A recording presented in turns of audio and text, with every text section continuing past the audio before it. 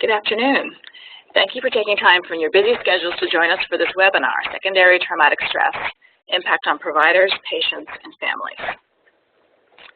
If you're interested in obtaining continuing education credit for attending this webinar, there's an opportunity to receive PSNA or APA credit. If you wish to obtain these credits, please note that you must be logged on as an individual, not in a group, to be eligible. You'll also need to complete the online survey that will pop up when we end the webinar. Additional information was provided in the reminder email sent from WebEx at 10 a.m. this morning. None of the presenters have anything to disclose. If you have any questions or experience any difficulties in obtaining your continuing education credits, please send an email to Kim Sloth at this email. This webinar is being hosted by the Violence Prevention Initiative at Children's Hospital of Philadelphia. My name is Nancy Kassam-Adams. I'm Associate Director for Behavioral Research at the Center for Injury Research and Prevention and Director of Training for VPI. Our goal today is to address the issue of secondary traumatic stress in yourself and in your workplace. We have the following objectives. We'll be describing secondary traumatic stress and its impact on healthcare providers, identify the signs, symptoms, and risk factors of secondary traumatic stress, describe how secondary traumatic stress impacts care of patients and families, explain the importance of engaging in self-care, and identify ways organizations can support employees related to self-care and secondary traumatic stress. I'm very happy to be moderating this important session. At CHOP, we've seen increasing interest in how we can help to address the impact of trauma for our patients and their families in the course of the care that we provide, and also interest in the potential impact of this work on ourselves and our colleagues. This topic is very relevant for the patient and family experience and also for the workplace experience of CHOP staff. An underlying message that I think you'll be hearing from all today's speakers is that being trauma-informed is not just about how we provide care to our CHOP patients, it's also about how we take care of ourselves and take care of each other. So before I introduce our speakers, I'd like to introduce a few housekeeping items. First, if you're having technical difficulties, please reread your confirmation emails. The latest one was sent at 10 a.m. this morning. In the emails, you'll find links to join the meeting and to download WebEx Event Manager for first-time users. You should hear the audio through your computer speakers. There's no call-in phone number for the audio. And at this point, unfortunately, we aren't able to help with technical issues. If you have any questions for the presenters as we go along, please type those into the chat text box in the bottom of your screen and direct them to our host, Lindsay Mitros. There'll be opportunities to ask questions throughout the presentation, as well as time designated for Q&A at the conclusion of the webinar. Because of the large group, it's not possible to open up the lines for audio questions from participants, but we will gather questions from the group, and I'll ask the presenters at several points along the way. We've set it up so that other participants will not be able to view the questions or comments that you submit, and from previous webinar feedback, we've learned that can be very distracting for participants. And lastly, this webinar is being recorded and will be posted at www.chop.edu/violence within the next week or so. We have close to 150 people registered for today's webinar, speaking to the strong interest and concern in addressing the issue of secondary traumatic stress. Among participants, we see people from many disciplines: nursing, psychology, social work, child life. If we're not describing your role or location, please text us in the chat text box and let us know. So now it's time to introduce our speakers.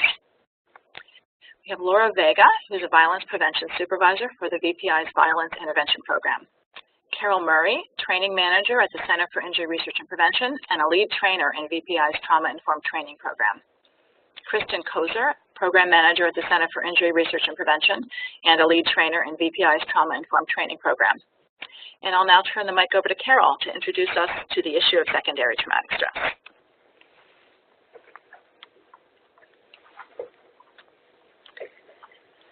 Hi, everyone. I am really happy to be here to talk with you today about secondary traumatic stress. For my portion of the presentation, I'm going to provide an overview of trauma-informed care and how it relates to secondary traumatic stress, employee engagement, and the family-patient experience. So I'm going to start with the definition of trauma-informed care. This definition provides the framework that the VPI uses to promote trauma-informed care throughout the hospital network. This is a systems approach, so it's applicable not only to patient-family experience, but also CHOP as an institution and its workforce. So VPI uses the SAMHSA definition, and SAMHSA stands for the Substance Abuse Mental Health Services Administration. And using this definition, a trauma-informed system realizes the widespread impact of trauma and understands potential pathways for healing. A trauma-informed system recognizes the signs and symptoms of trauma in not only its patients and families, but also its employees. A trauma-informed system also recognizes that everyone has an important role to play in providing trauma-informed care. And a trauma-informed system responds by fully integrating knowledge about trauma into policies, procedures, and practices, as well as settings. So the SAMHSA model promotes 6 key principles of trauma-informed care. The first, taking a look at safety. Safety and trust are mutually defined through policies, practices, procedures, as well as within the clinical visits. Trustworthiness and transparency. This is when organizational operations and decisions are conducted with honesty and openness with the goal of building trust with staff and patient families. Peer support and mutual self-help are key for establishing safety and hope, building trust, and is crucial to collaboration. Collaboration and mutuality is placing importance on partnering and leveling the power differences between and among staff and between staff and patients and their families. Empowerment, voice, and choice is recognizing and building upon organization and patient strengths and experiences and is represented by shared decision-making, offering choices, and collaborative goal setting. And then cultural, historical, and gender issues. This is an organization that moves past cultural stereotypes and biases like race, gender, age, sexual orientation, or immigration status, and where policies and practices are responsive to gender, racial, ethnic, and cultural needs of individuals, and where historical trauma is recognized. Now, SAMHSA defines historical trauma as a form of trauma that impacts entire communities. So applying the 6 principles and taking a trauma-informed approach is complementary to family-centered care. Here you can see they are 2 distinct approaches, but there's a lot of overlap. They're compatible and are easily implemented in the same space, and together they contribute to more fully enhance the patient-family experience. And you can see in the trauma-informed care circle that recognizing and understanding secondary traumatic stress is a key feature to trauma-informed care. So the jobs we do are satisfying and meaningful, but treating ill and injured children can be emotionally draining and can diminish our ability to cope with the suffering and sadness our patients and families are experiencing. These feelings of heartache and frustration can be compounded when we're experiencing other work-related stressors or stress in our personal lives, which can ultimately impede our ability to do our best work, as well as create tension or conflicts with families and our coworkers. Secondary traumatic stress is the emotional duress that results when an individual is exposed to the firsthand trauma experience of another. Its symptoms mimic those of post-traumatic stress disorder, PTSD. And while some disagree, there is a solid and still growing body of research suggesting the ability to identify, understand, and manage one's emotional reactions is paramount to preventing and/or managing secondary traumatic stress. You may have heard about other related concepts related to secondary traumatic stress. Burnout is marked by emotional exhaustion with a reduced sense of personal accomplishment and is associated with increased workload and institutional stress. It differs from secondary traumatic stress, but a person can experience both at the same time or one or the other.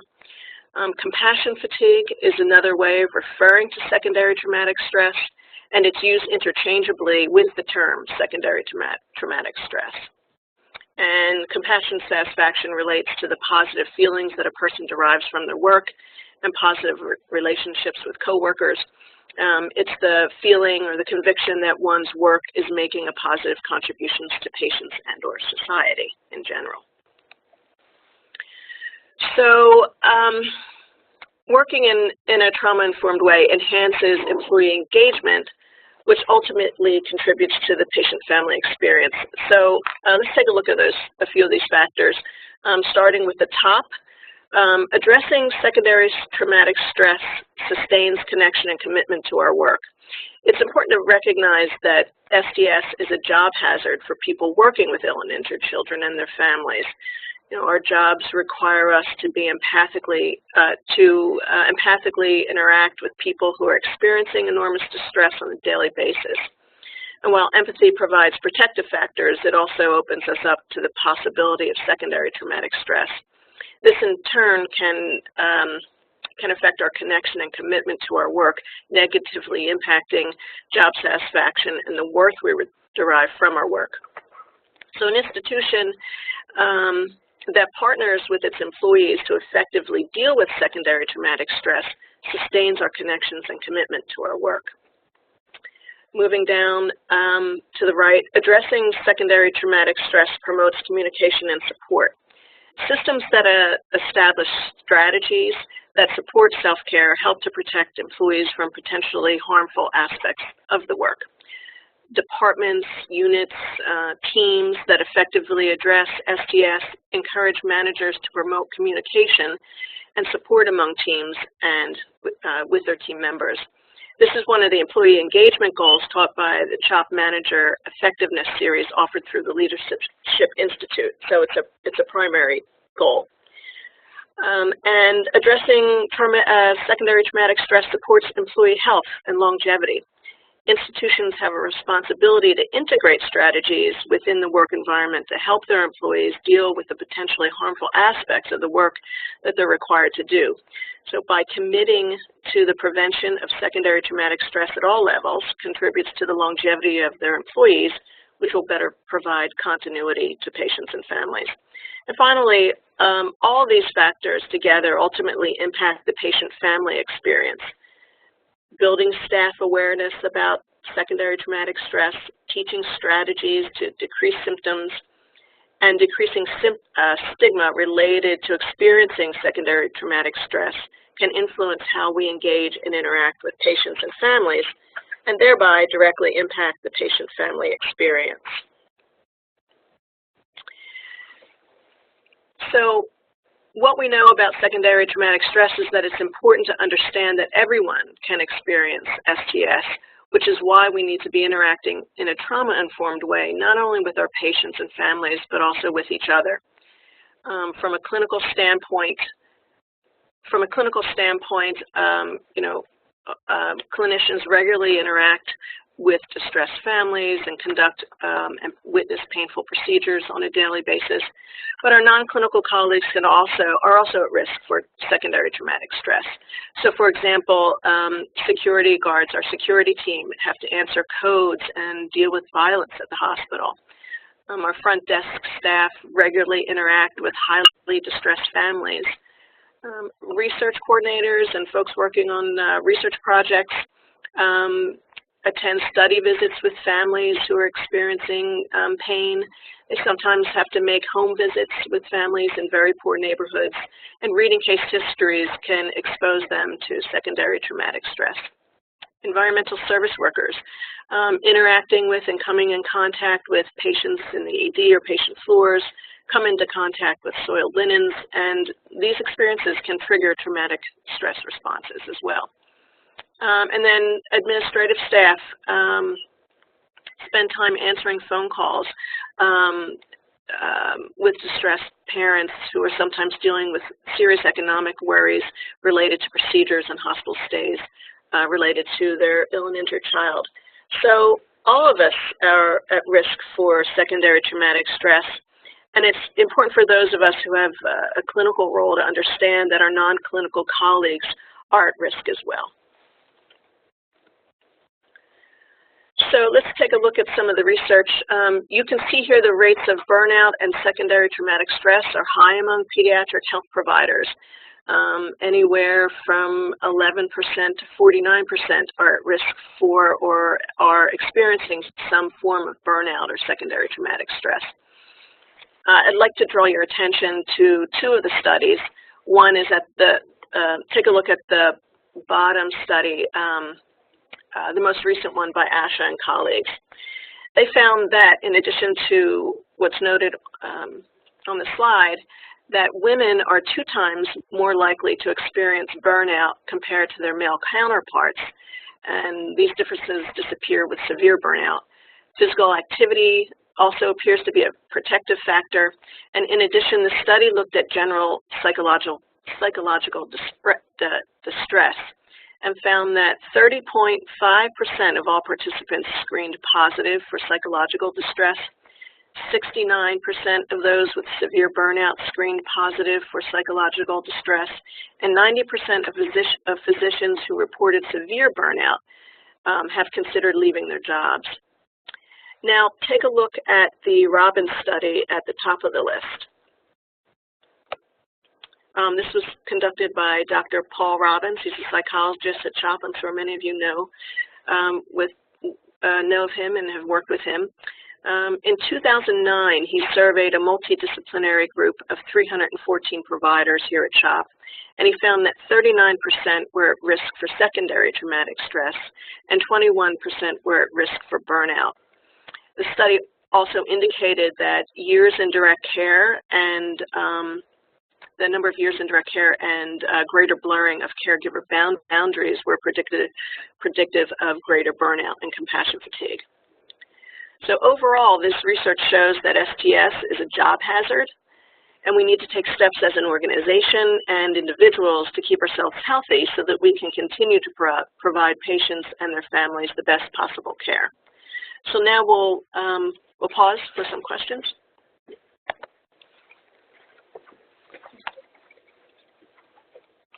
So if you've got any questions, please type those questions into the text box at the bottom right of your screen, and only the moderator and presenters will be able to see what you're typing. One question that I have that we've seen is, can you say more, Carol, about the difference between secondary trauma and burnout? You know, where they come from? Why are those 2 different things? Yeah, secondary traumatic stress is really related to trauma. It's, as I mentioned earlier, it's experiencing, witnessing or experiencing, hearing stories from patients and families, witnessing procedures, things that can trigger our own trauma responses.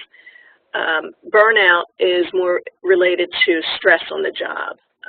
General burnout is related to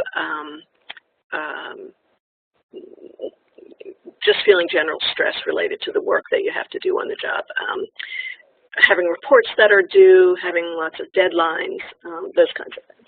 High patient load. High patient load, correct, yeah. Yeah, great. We've had a couple of questions that are perfect segues to future sections. So people are asking about the protective factors and also about how CHOP is addressing STS. And you're going to definitely hear more about those in the rest of this webinar. I'm going to hold off on those. Can we talk about compassion fatigue, burnout, and PTSD, whether that's on a continuum? Do you have thoughts about that? Like, is one more, I guess, is one more severe than the other?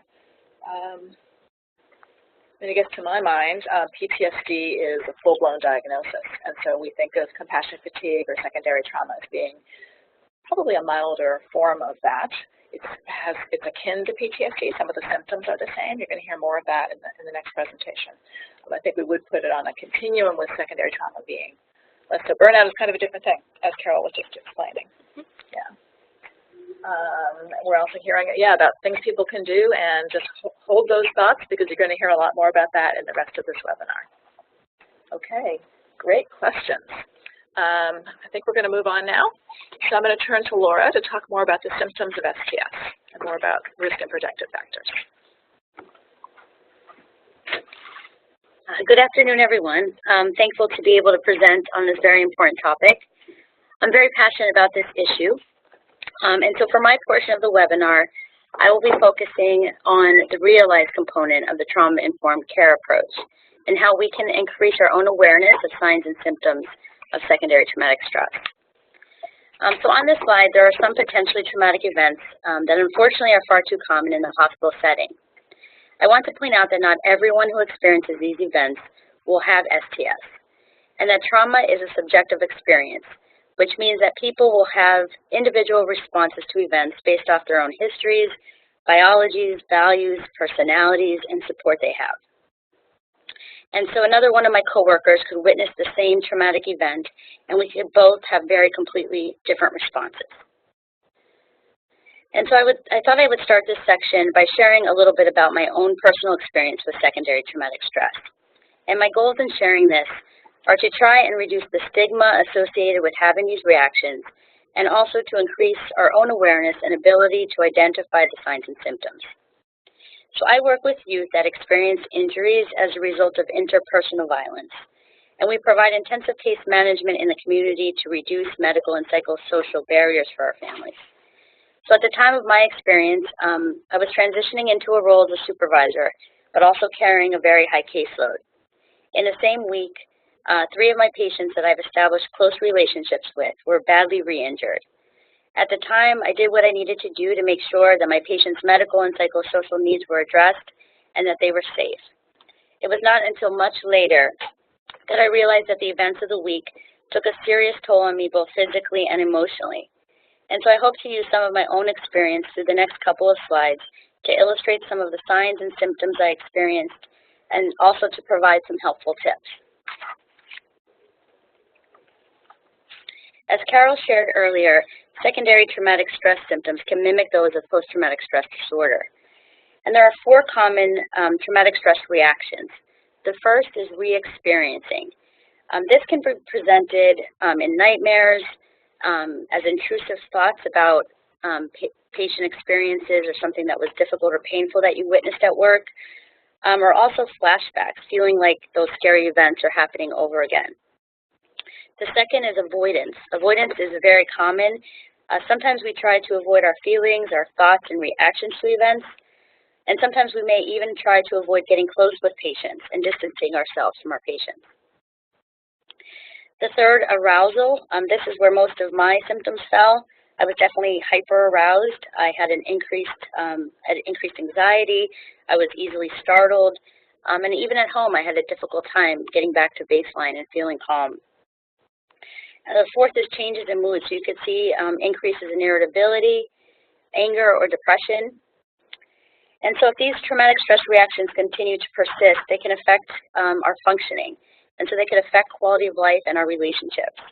And we think of some other symptoms like sleep disturbances or changes in memory. So these can all impact our quality of life. And as far as relationships, we might find that we are more detached from our coworkers, family, and friends. Judith Herman, she's a psychiatrist who studies traumatic stress, and she describes the trauma experience as a lack of predictability, a loss of control, and sense of chaos.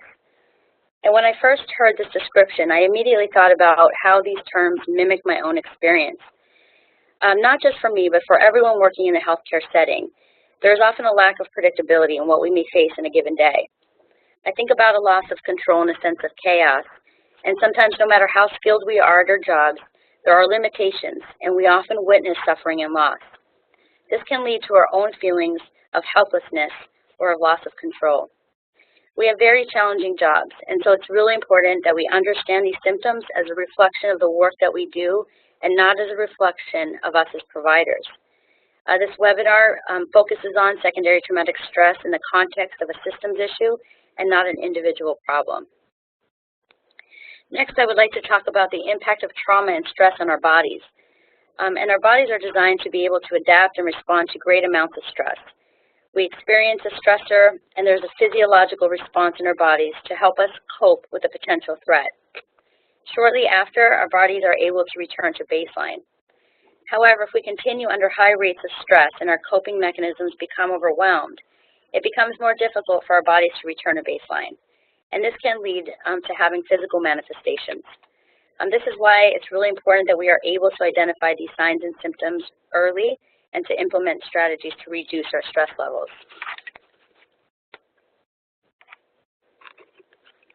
The research shows that these are the most common symptoms of secondary traumatic stress. And so I'm going to name a few that stand out to me. Like I mentioned earlier, physical ailments and illness.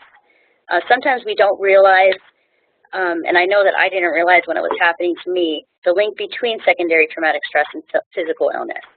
And so it's important that we become more aware of what is occurring within our bodies. And the other two I want to point out are diminished self-care and social withdrawal. I want to highlight these because when people are really stressed, the research shows that two things decrease: the utilization of social support and the utilization of self-care strategies. And social support and self-care are two of the greatest indicators that reduce secondary traumatic stress. So during my own experience, I definitely isolated myself. I think I was afraid to let people know how I was feeling and what I was experiencing. So I want to encourage people that if you are struggling with some of these symptoms, reach out to your supervisor, coworkers, family, friends, and let them know how you are feeling and allow them to support you through this. It really can make a big difference. I was really fortunate during my experience that I had a team that really understood the impact of trauma and secondary traumatic stress, and they were able to provide the support that I needed to feel better.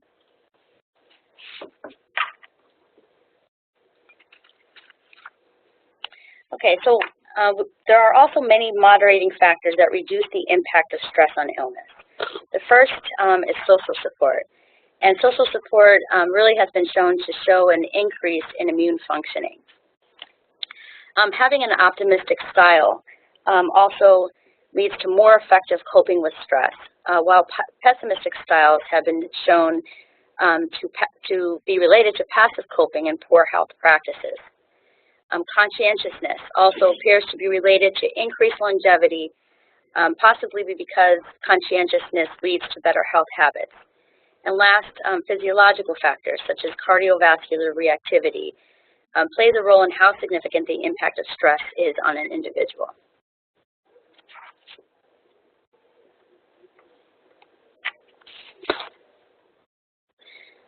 So there are four domains. Secondary traumatic STS can affect us physically, behaviorally, cognitively, and emotionally. For example, physically, we may experience stomach aches, headaches, increased blood pressure.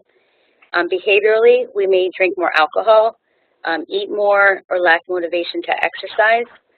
Cognitively, we may have trouble concentrating or ruminate or have intrusive thoughts about patient experiences. Emotionally, we may feel anxious or fearful or sad.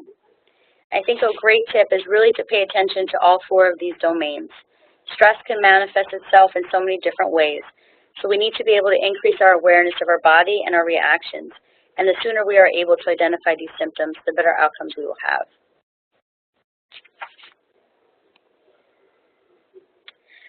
Okay, so on this slide, I just wanted to include a breakdown of symptoms by those four domains. And this is not an exhaustive list of symptoms, but I would like for each of you to all take a minute and review this list and think about if you have ever experienced any of these symptoms related to your work here at CHOP. We are going to take a poll of your responses. So I will give you about a minute or a moment or a minute. So if you can click yes or no, and we will then tally up the responses and share the results. And the polling question should pop up on the right, on the right-hand side of your screen. But if it doesn't, you can click on the bottom, or you can click the button that says polling. That can also get you access.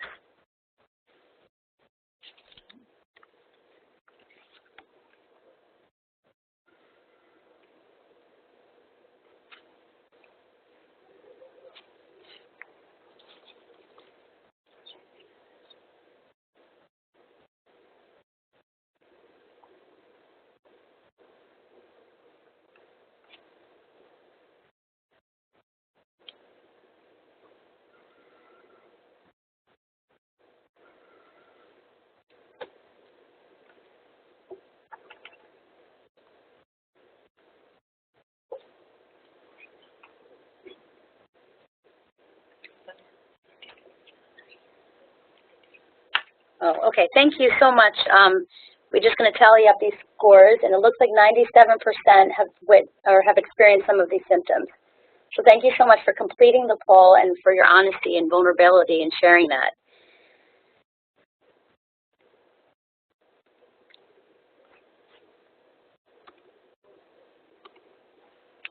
Okay, so I'm going to share some good news. Secondary traumatic stress is very common. So if you have some of these symptoms, if you're experiencing these symptoms, you're not alone. And again, I want to stress, I can't stress enough, that it's really a normal response to abnormal external events, and that it's not caused by an individual deficit. And so Kristen's going to share a lot of strategies, both individually and organizationally, that we can employ to reduce secondary traumatic stress. And also, I want to just state that the presence of symptoms, so if we're having some of these symptoms, it does not mean that we have post-traumatic stress disorder.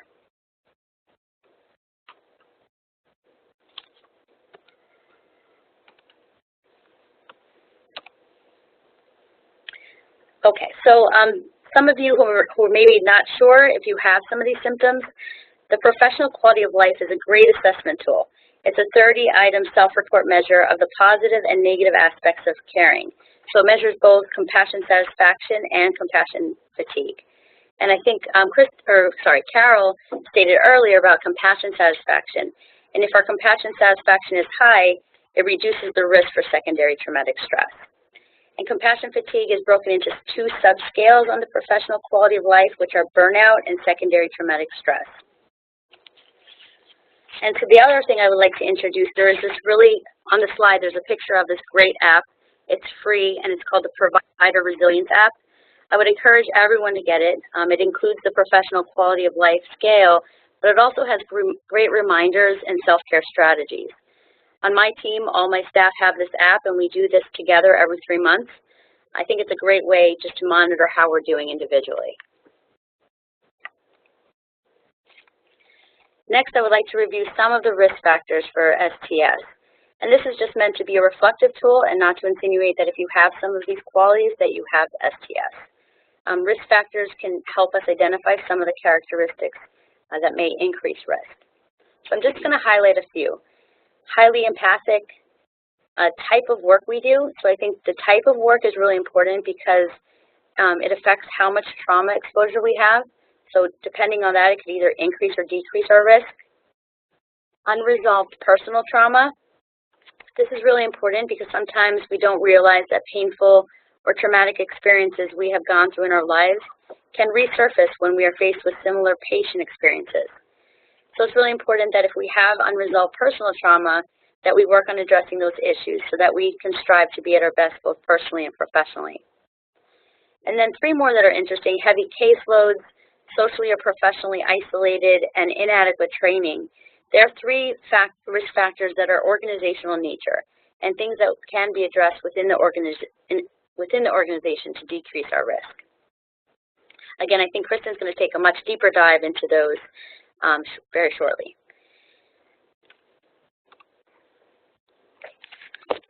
And so empathy, we talked about empathy being a risk factor, but I also want to talk about empathy being a protective factor.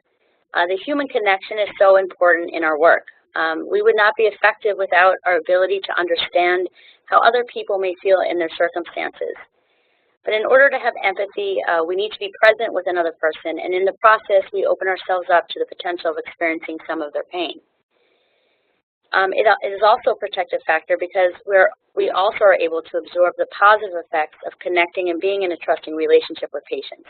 We absorb the strength, resilience, and transformation that we witness as well. And another concept I want to talk about is personalization. If we think about personalization on a spectrum, at one end of the spectrum would be providers who are very detached and distant from patients. We know that we are not able to do this work well from that end of the spectrum. And at the other end, we have providers who can over-identify with patients and risk absorbing a lot of their patient suffering. By decreasing some of that personalization, it means that we can have compassion and empathy, but we don't need to absorb our patient's pain. This is a skill that evolves over time, but it can definitely increase our capacity and longevity to do this work well while paying attention to our own health and wellness needs and still doing this important work. And last, I want to talk a little bit about post-traumatic growth. This is a concept that's defined as positive change experienced as a result of a struggle with a major life crisis or a traumatic event.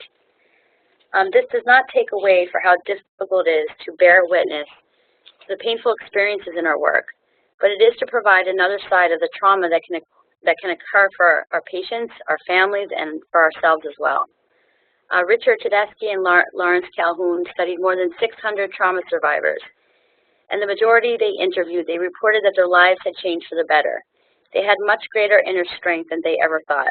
They were closer to friends and family members.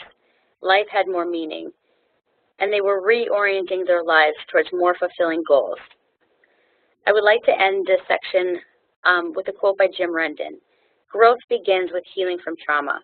It is not a free pass to avoid suffering, but as researchers now know, people have the capacity to do far more than just heal. Given the right environment and the right mindset, they can change using the trauma, the suffering, and struggle that ensues as an opportunity to reflect, to search for meaning in their lives, to ultimately become better versions of themselves.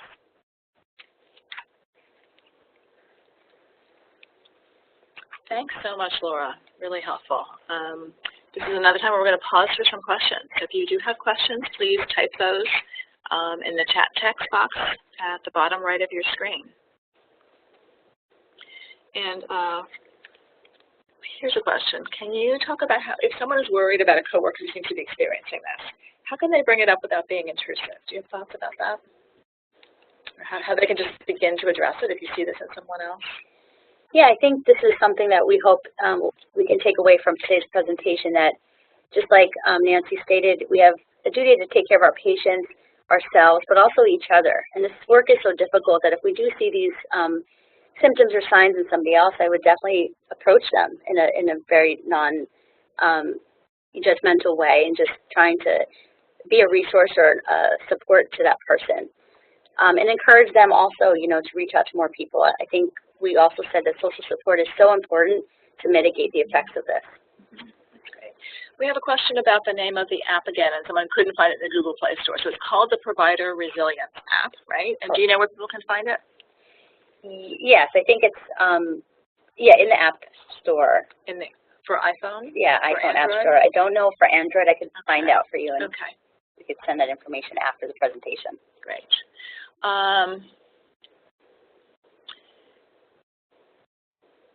Okay, so yeah, you want to reflect? So we have questions about really if we need to be able to see a specific sort of trigger or example of what caused the symptoms. Can it occur with exposure over time? Would treatment be different? When is it? I think this is sort of about whether it's a single event versus exposure over time. Yeah, I think that's a really good question, and I think somebody else also asked, about timing. When is it too long to have these symptoms? And I think the message and the takeaway again is going to be that earlier you have these symptoms, pay attention to them. Pay attention to your body, your mind, how you're functioning. When I went through my experience, I went to my doctor. I think this is all important information because of the type of work we do and everything that we do know about trauma. I think the earlier that we try to intervene and reduce these symptoms, the better we can be. We also have questions about precepting new nurses, or really, I guess, any new staff in really intensive clinical care environments. Thoughts about incorporating something. We're going to hear from Kristen some more ideas in general about how organizations can respond, but do you have thoughts about? Yeah, I think this is all embedded within the trauma-informed care,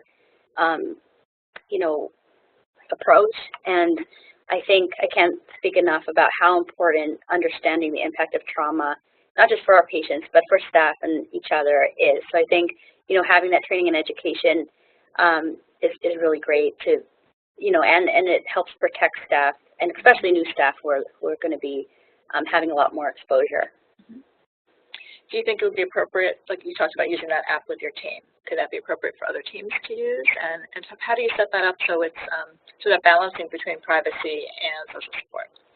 Yeah, so when I do it with my team, and I'm going to talk a little bit about Stress Less Initiative later, but when I do it with my team, it's really an individual. I'm not looking at their responses or their answers, but we do it together. We take the assessments together because it's important, and it's important for them to know that I care about their health and wellness in this work.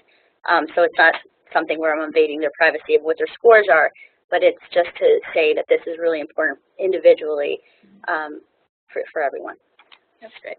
We also have questions about whether we're going to be discussing preventive measures, and I think you're going to hear a lot about that in the next section. Great. Thanks so much, Laura.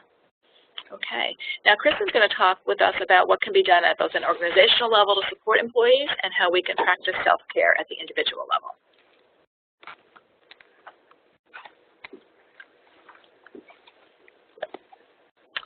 Great. Thank you, Nancy. Hello, everyone. So we've talked about trauma-informed care as the framework for which we understand secondary traumatic stress. We have discussed the signs and symptoms of secondary traumatic stress. Now we're going to explore ways in which we can respond. So going back to the definition that Carol provided of trauma-informed care, we do take a systems approach to trauma-informed care. So just as a child's trauma has an impact on the systems that she or he interacts with, so too can the health of employees be felt throughout the organization. So in terms of the patient, if the healthcare system is not trauma-informed, it can potentially exacerbate the trauma for the child. If the healthcare system is trauma-informed, it can provide a buffer for the child and their experience of that trauma.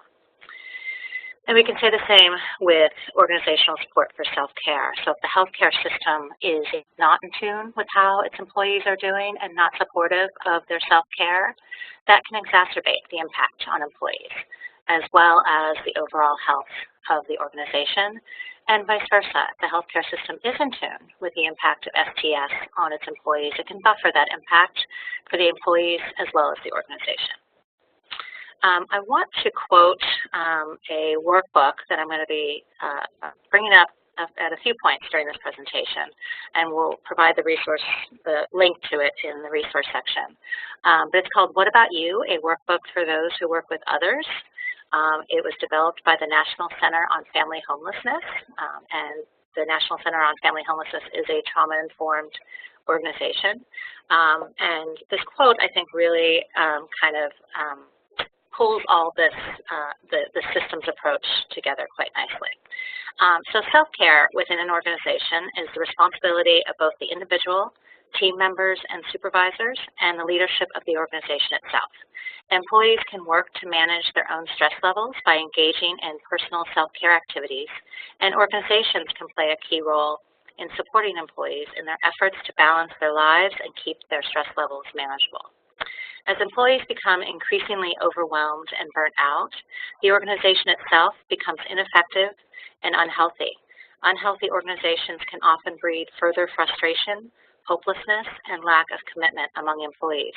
This level of stress can compromise an organization's ability to maintain staff, do quality work, and ultimately to fulfill its overall mission and goals. Organizational self-care refers to both individual self-care on the job and the creation of a healthy work environment in which a culture of self-care is a system-wide priority. So we understand the systems approach and the role that organizations have in supporting employees. But what is that impact specifically, and what does this impact look like for organizations?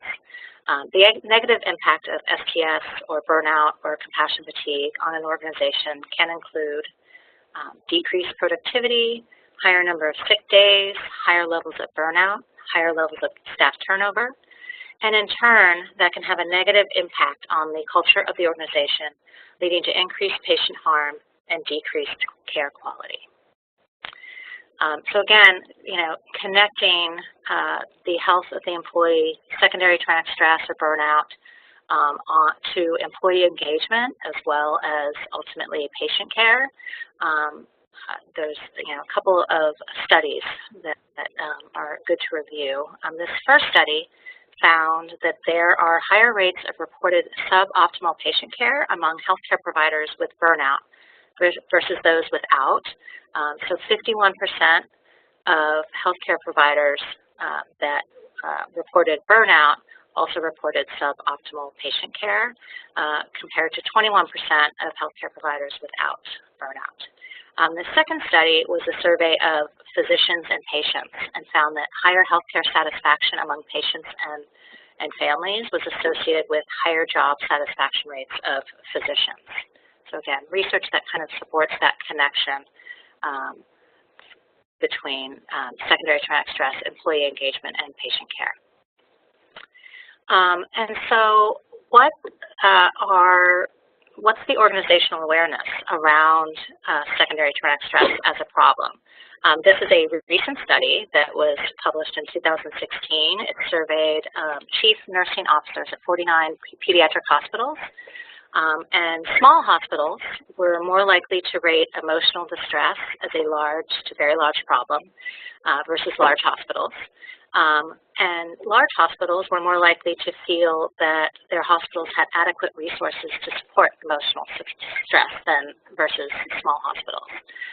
However, when asked about specifics, both large and small hospitals allocated more resources to programs to support staff after patient death versus prevention programs such as training and education. And so when asked about whether or not their frontline caregivers were adequately trained to handle emotional stress, only 30% of large hospitals and 42.9% of small hospitals agreed. So again, there seems to be a little bit of a disconnect between feeling that they're adequately resourcing their employees versus offering training and support. The study ended up recommending that in addition to resources allocated to help employees after a critical event, also putting resources towards training and education and prevention programs. So there does seem to be this connection between the health of employees and employee engagement and patient care. So I wanted to share some information about CHOP engagement statistics specifically. I think it's important to know that CHOP does measure engagement of employees. I think the last time I did this was this past year, 2017. I believe they released the results of that engagement survey over the summer. You might remember completing that survey, but there are many items on this survey that really speak to some of the concepts that we're talking about today. So trauma-informed care, connection, communication, safety, the value of the work that we do. And in itself shows a commitment, this engagement survey, on CHOP's part to explore how we are doing in terms of engagement and health. So the results of this survey is available to all CHOP employees, so I encourage you to seek those out and familiarize yourselves with them. They are open to you to review. But I did want to share one statistic from this in particular, and that's how we scored on stress and burnout specifically. So as you can see, only a little over a third of employees reported feeling supported in dealing with stress and burnout here at CHOP. And as you can see from the slide, that gets a little lower when you're looking at employees over at Maine specifically. So I think that's an important statistic to share with you all, and I think it shows that we do at CHOP have a little bit of work to do. So the organization or system can and should play a key role in employees' efforts. How can an organization support the self-care of its employees and thus reduce the risk of secondary traumatic stress and burnout? I want to use this self-care model as a guide. The self-care model was developed by the Center for Pediatric Traumatic Stress and here at CHOP. And it's aimed at providers specifically, but I think we can adapt it to speak to organizational support. So we think of this in terms of awareness, balance, and connection. So awareness. An organization can be aware of the risks of STS on employees in the organization. An organization can assess the stress level of the organization. For balance, the organization can create a culture where self-care is an organizational priority and where staff wellness and resilience is promoted. Connection, an organization can practice being trauma-informed with each other and endorse activities that promote support for employees. And I wanted to share, in terms of assessment, I wanted to share this assessment tool. It's called the Secondary Traumatic Stress Informed Organizational Assessment. The STSI-OA, and it really can be used at any level of the organization. And I think, here at CHOP, we can think of CHOP as a whole in terms of organizational support for self-care. But I also think each work location, each department, each primary care clinic, I think are all are very, very different and unique. And so really thinking about it in terms of that level, so your own workplace or department. So this assessment tool explores how the organization is doing on several domains. One is the promotion of resilience building activities, and a couple of questions, examples of what the assessment tool asks are under this domain. Does the organization have a basic knowledge of secondary traumatic stress? And does the organization support healthy coping strategies to deal with psychological demands of work? Promotion of a sense of safety. Does the organization protect the physical safety of staff? Is there a protocol in place to respond to staff when critical incidents occur? Are leaders STS informed? Does leadership actively encourage and model self-care? Does the organization view secondary traumatic stress as an occupational hazard and not a character flaw? Again, this goes back to Laura making this distinction, and I think it's really important. I think the work that we do here at CHOP is, can be very difficult, and recognizing that these symptoms are normal for the work that we do, and not you are not to necessarily be blamed for that. How STS informed are the organization's policies and practices? Are trainings provided to enhance the psychological safety of staff? Is release time provided to attend these trainings? And does the organization evaluate themselves on this level? So does the organization evaluate STS levels within the workplace? Is feedback sought from staff regarding their psychosocial needs? So again, this assessment tool is available publicly online, and we'll provide the link to that in the resource section. So, again, we use terms like secondary traumatic stress, compassion fatigue, burnout, but as Laura shared, we also use terms such as, on the flip side of that, compassion satisfaction and resiliency. And I think so too we can think about organizational support for self-care in this way. And I think thinking about it this way really summarizes this information quite nicely. So a resilient workplace recognizes the impact of secondary traumatic stress on the workforce. A resilient workplace recognizes exposure to trauma is a risk of the job. A resilient workplace understands that trauma can shape the culture of organizations in the same way that trauma shapes the worldview of individuals. A resilient workplace understands that a traumatized organization is less likely to effectively identify its client's past trauma or mitigate or prevent future trauma. And a resilient workplace develops the capacity to translate trauma-related knowledge into meaningful action, policy, and improvements in practices. Thinking in terms of balance and connection, is there a self-care culture within your organization? And again, thinking in terms of your department and workplace. Ways that organizations can support employees in their self-care efforts is by recognizing the contributions and effort of all staff. And again, just so too in the fact that all staff can be at risk for secondary traumatic stress, it's important to recognize that all staff have something to bring to the table and have value. And incorporate trauma-informed principles with staff and each other. And in terms of policies and procedures, obtain staff input on policies and procedures. And this could be administrative policies, but also I think, and even more importantly, policies and procedures on how we deliver healthcare. And making changes to those policies and procedures to reduce organizational sources of stress.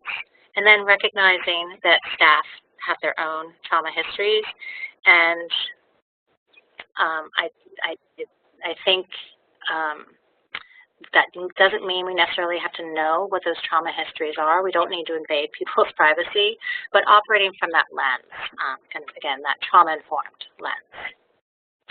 More specifically, these are all things that organizations can offer to employees to support balance and connection. Psychoeducation, skills training, staff retreats, clinical group supervision and case conferencing, workplace self-care groups, work-life balance programs, and employee assistance programs, again, are just a sample of some things that the organizations can offer employees. And I wanted to share some research on promising results of employees implementing programs such as these. these are a couple of studies that were identified by the National Institute for Occupational Safety and Health, and they measured the impact of a stress prevention program that was introduced in hospital settings. The stress prevention program included employee and management education on job stress, changes in hospital policies and procedures to reduce organizational sources of stress, and establishment of employee assistance programs. And the findings, and the first study was a look at a 700-bed hospital, and they found that the frequency of medication errors declined by 50% after this program was implemented. And the second study was a comparison of 22 hospitals that implemented the program against a control group of 22 hospitals that did not implement the program. And they found that there was a 70% reduction in malpractice claims in the 22 hospitals where they implemented the program versus no reduction in claims against the matched group of 22 hospitals. Okay, so now we are going to, I think, pause for a minute here and do another poll. And is there a self-care culture? And again, thinking, more in terms of your department and your own workplace. So we'll take a moment to allow you guys to answer that poll.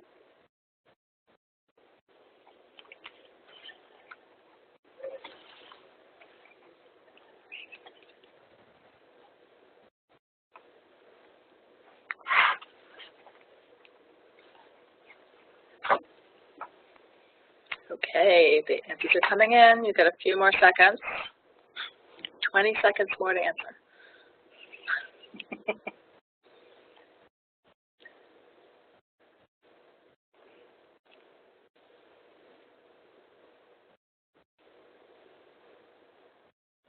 Great.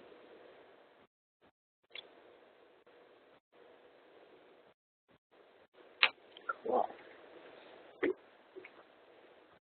Okay. Thank you for responding to that. It looks like that 55% of you are saying that yes, there is a self-care culture within your department or workplace. So I think that's really great.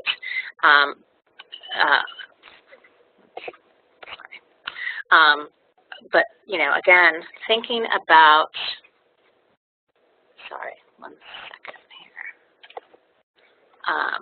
Again, that self-care culture within our own workplaces. For those that are interested in improving the self-care culture, here are some ideas. You can advocate within your workplace to bring about and improve the culture. So one way you can do this is by becoming a champion. And just so you know, I'm going to be referring a lot now to some specific CHOP programs. And all of these can be found, or most of them can be found on the @CHOP page at CHOP, and mostly under the Benefits and Wellness section. But if you can't find it there, there is a search bar on the @CHOP page where you can really just type in the search term and it will come right up. So you can officially become a wellness champion here at CHOP, and you can find out more information on the wellness pages at CHOP. But you can also do this unofficially by, again, advocating for self-care activities within the workplace, or promoting trainings on secondary traumatic stress within your workplace. You can discuss with your manager and get buy-in from them on improving the self-care culture within your department. You can work within your department to assess the stress level of your workplace. And again, you can use that tool, the STSI-OA that we spoke about previously. And you can raise awareness within your department about specific resources available to employees, specific wellness-related programs that are offered here at CHOP, or about trainings that are being offered if they come across your email and think people might be interested in sharing with the rest of your team.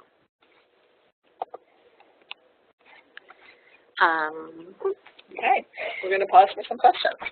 A couple of resources people have been asking about during the last section we just wanted to get back to. So the Provider Resilience app we've confirmed by searching on our Android phones that it is available in the Google Play Store. It's just for Provider Resilience, and you'll see it. It looks like it was designed for the military, but there's plenty of comments talking about people using it in other sorts of work. So we know it's available for iPhone or Android, so go get it and start using it. Someone else had asked about the name of that engagement survey at CHOP. And we've confirmed that if you go into the @chop.edu and search employee engagement, down toward the bottom of that page, there's a section that says provider, a section that says results, and you can look at the CHOP 2017 high-level results, which also gives you a sense of some of the questions. And it also may be possible within your own department or unit to get more specific results. So that you may have to ask. Okay, so please, if you've got questions, please type them in the chat box. We have a question: how do we get trauma-informed care training for our unit in the hospital? Kristen, you want to mention that? Yeah, we will talk about this a little bit in a moment, but one way is as part of the Violence Prevention Initiative, we have a training program, and we would love to come to your department and provide that trauma-informed care training. So I think Carol is going to be talking more in depth about that program in a moment or two, and I think we provide contact information about that. You know, going back to a question that we talked about before, someone asked about new staff, but what about overall staff? Things that supervisors can do. It's one thing to be a champion, but if you have a supervisory role, what are things that supervisors can do with their teams to help address this? Well, I think Laura gave some great examples, you know, of stuff that she's doing as a supervisor with her teams. But really kind of, I think, bringing this up as a topic, again, in a safe way, and making sure employees feel that they can share or don't have to share if they don't want to. But I think, you know, starting the conversation with your team, I think, can be really helpful. And we have a question about protective factors. We've heard physical activity and empathy as protective factors, and possibly social support. Are there others that we can talk about? This would go along with prevention efforts, right? Yeah, and I think we will talk a little bit more about that. And, you know, in the research, there are some interesting thoughts about protective factors. Great. Okay. So as for specific techniques for individual responses to STS, I think you have some of that coming up. So maybe we'll revisit these after the next section, because Kristen is going to talk about some specific tools and techniques, but we're going to have plenty of time at the end to follow up if you feel like you don't quite get enough detail there. Okay, good point. Okay, so I'm going to, you know, I think stick a little bit longer with organizational support for self-care, and then I will get into kind of things we can do as individuals in terms of caring for ourselves. I wanted to explore CHOP as a case example for organizational support for self-care, and specifically point to the message from the CEO. I find one of the things that I find striking about this at CHOP is it really is an example of an organization working to create a culture of self-care here at CHOP. I believe these are weekly blog posts that Madeline Bell sends out. They date back a couple of years, give or take, and they're all available, again, on the @CHOP page if you're interested in looking at some of these. But through them, I think CHOP has really made it clear that there is a movement towards creating an organization that is supportive of employees in this regard.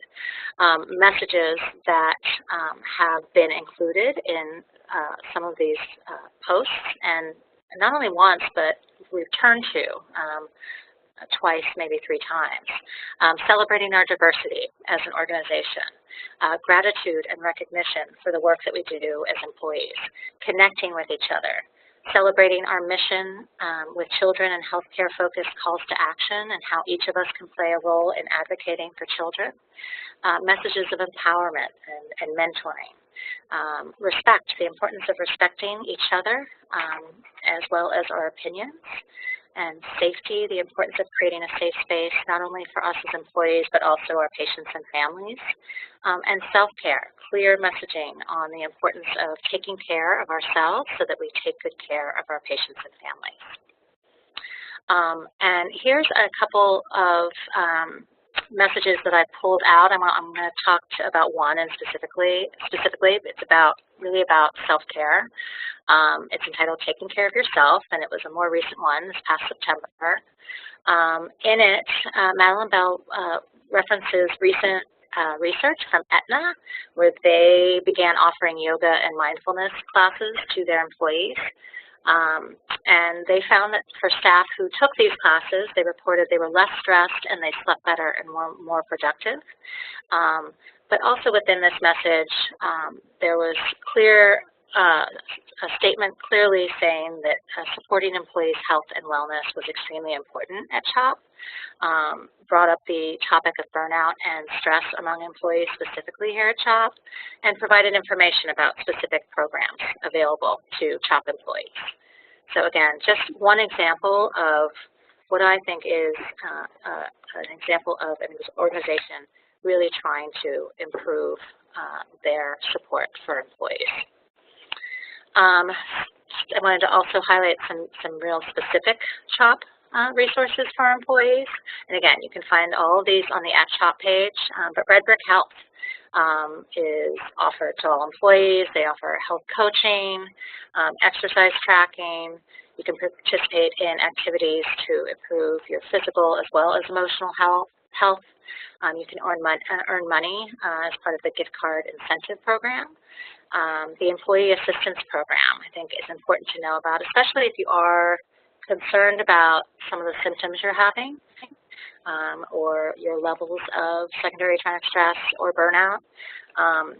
This is a resource that's provided by Penn Behavioral Health. It's available, again, to all employees and all benefits eligible family members as well. So important to know. And then CHOP offers a pretty in-depth work-life balance program. This is just a small sampling of the many things that are offered. And again, if you go to that page on the @CHOP pages, you'll find a long list of offerings in terms of work-life balance. Yoga at CHOP, I think, is a great resource. There's free classes offered at Main and Roberts, as well as other locations, and you can find out all about that, times and locations on the @CHOP page. Care for Colleagues is a program here at CHOP that provides peer support for staff who've experienced a traumatic event within the workplace. The aim of this support is to provide a rapid response and really provide active support in the moment. So again, ways to contact information for Care for Colleagues. And then practicing presence rounds. This is a monthly forum for staff where you can talk about patient care experiences. And again, it allows an opportunity for staff to share these experiences, share lessons learned with each other, and reflect on these in a very safe and supportive environment. So good to know about. The Physician Wellness Program, I believe this is a relatively new program coming out of the strategic plan from last year. It is aimed to raise awareness of wellness-related activities for CHOP and Penn physicians. In addition to that, they're really working to expand on some programs. An example of that is the mindfulness program that is available to not just CHOP physicians, but also all employees as well. And we'll talk a little bit more about the mindfulness program in a minute. The wellness office, there is a physical wellness office where, in addition to providing information about all the wellness offerings here at CHOP, there's also a relaxation room with massage chairs, yoga mats, a space for mindfulness and meditation. So again, a great resource, if you're here at CHOP really needing to care for yourself. And then the Office of Diversity and Inclusion offers staff training and education. They do the Talking Diversity series. It's a monthly training. There's one coming up, I believe, in a couple of days. And they're also going to be having open house sessions coming up next week in the Roberts and Wanamaker building. So again, if you're interested in finding out more about that, you can go to one of those open house sessions. So I really wanted to highlight some additional programs here at CHOP. I think these are all really great programs that it would be great to tell you about in case you are not aware of them, and share this information, please, with everyone that you work with. So the mindfulness program, the VIP trauma-informed care, the VPI, sorry, trauma-informed care training program, and the Stress Less initiative. So first I'm going to talk about the mindfulness program at CHOP.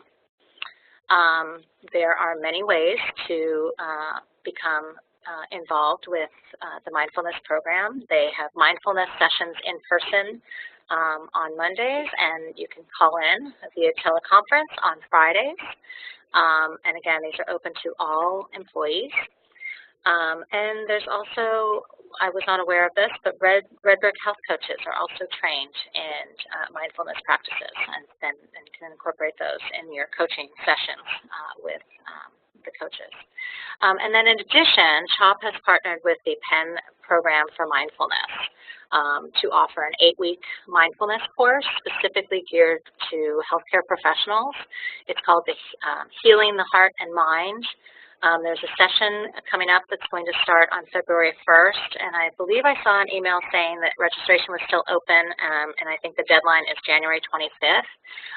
So, more in-depth training in mindfulness, and if you're interested in that, again, we provide, you can find it at Mindfulness at CHOP, but we also provide a link in the resource section. And now I'm going to pass it to Carol to talk about the Violence Prevention Initiative training program.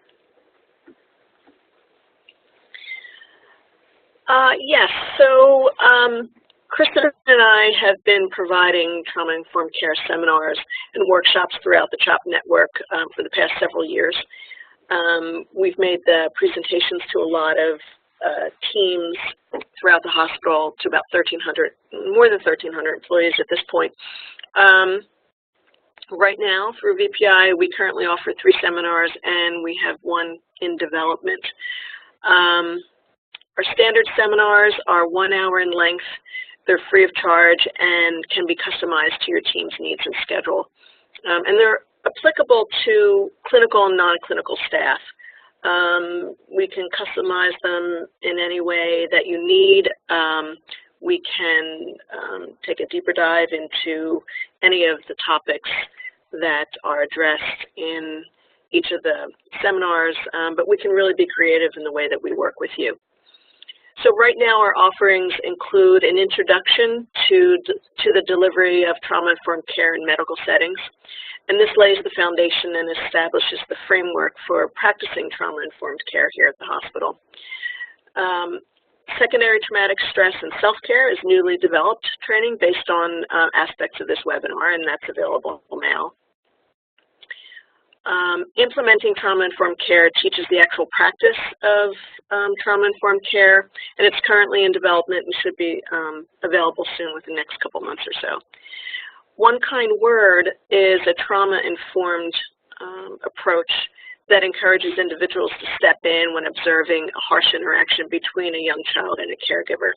So we'd be happy to talk with you. If you want to just contact us, Kristen or I, to schedule one of the seminars or discuss what your team's needs are for training, we'd be happy to talk with you. And please feel free to spread the word about these seminars. We want to reach as many teams and folks across the network as we possibly can.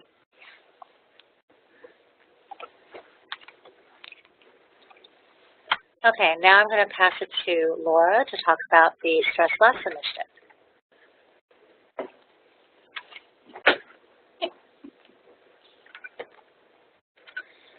Hi again. So I developed Stress Less really to fulfill an unmet need. As I stated before, we work as part of the violence intervention program, and we spend a lot of time in the community working with youth and youth who are assaulted. And many of the staff, they hear a lot about these traumatic incidents, and sometimes it's not just about the recent violent incident, but it's the history of violence. And many of our families, they deal a lot with like systemic injustice and racism and poverty. And so it's been really difficult a lot of times many staff and colleagues were reporting traumatic stress symptoms. And so I thought it would be a really powerful to be able to express how our work is affecting us personally and professionally as a group. And so Stress Less is facilitated by the manager of a team. And I think one of the greatest elements is really receiving both supervisor and peer support at the same time. And just being able to be validated for how difficult sometimes the work is that we do. And normalize, this is this is a normal process, again, for these abnormal events and these situations that we often are witness to. So Stress Less is a group model facilitated by the team's manager. There are 12 sessions, and we meet monthly for 90 minutes. And so there's 4 components. Each session, there's an assessment component, a learning, processing, and a skill piece. And so the assessment portion of Stress Less is really dedicated time to reflect on our own stress reactions and to increase awareness of what's happening in our bodies, or any changes that we are able to reflect on.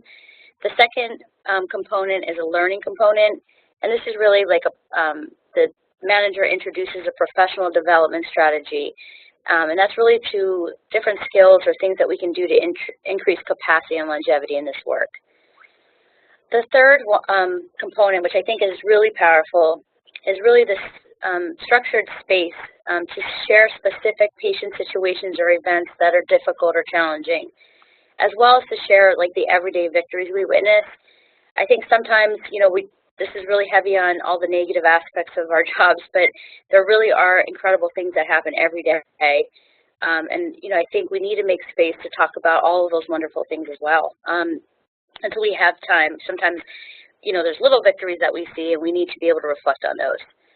The last component is a skill portion, and so each month we rotate introducing a new skill, and we practice a skill together, and at the end of the session, we go around and commit to what 3 skills we're going to commit to using for the next month.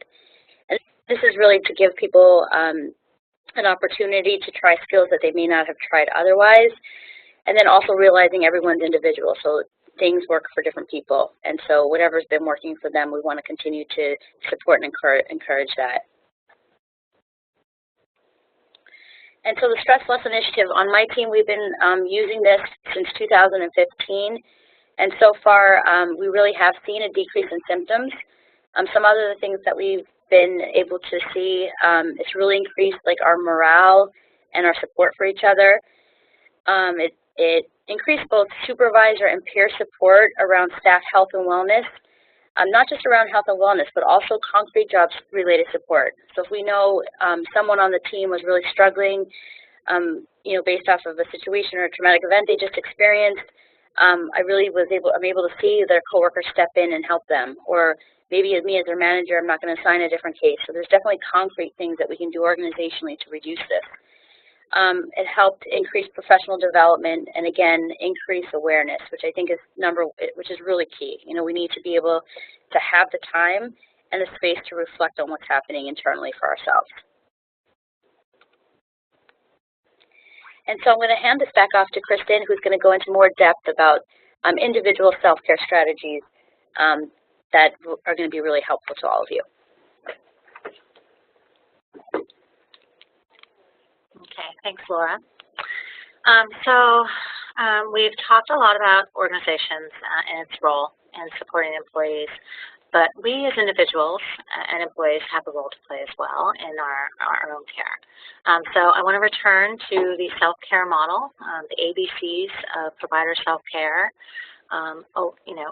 Awareness, understanding that secondary traumatic stress and your reactions to stress impact and can impact your work and your life. Normalizing these reactions. Again, I think Laura has really spoken to this, but it's normal to have these feelings in the work that we're doing. It's not something that is out of the ordinary. And it is okay as long as we're able to recognize them and understand if they're getting in the way of the work that we do. Assessing our own level of stress and taking an inventory of how we're doing. Laura provided a couple of tools, the Provider Resilience app and the Professional Quality of Life assessment. I also want to share the self-care assessment tool as part of the What About You workbook for those who help others. This self-care assessment tool explores 5 domains of self-care: physical, psychological, emotional, spiritual, and workplace and professional. And it provides an opportunity for you to really check in on what your self-care habits are and maybe identify some things as self-care that you didn't realize were self-care. And it also gives you some ideas of additional self-care habits that you can, that you might find interesting or helpful. And I think very important, it's important to remove the stigma of needing to seek professional help. So if you are concerned about how you're doing in terms of secondary traumatic stress or compassion fatigue or burnout, it's good to know that there are effective evidence-based therapies out there, and therapists who specialize in trauma and secondary traumatic stress, and there's no shame in needing professional help, for sure.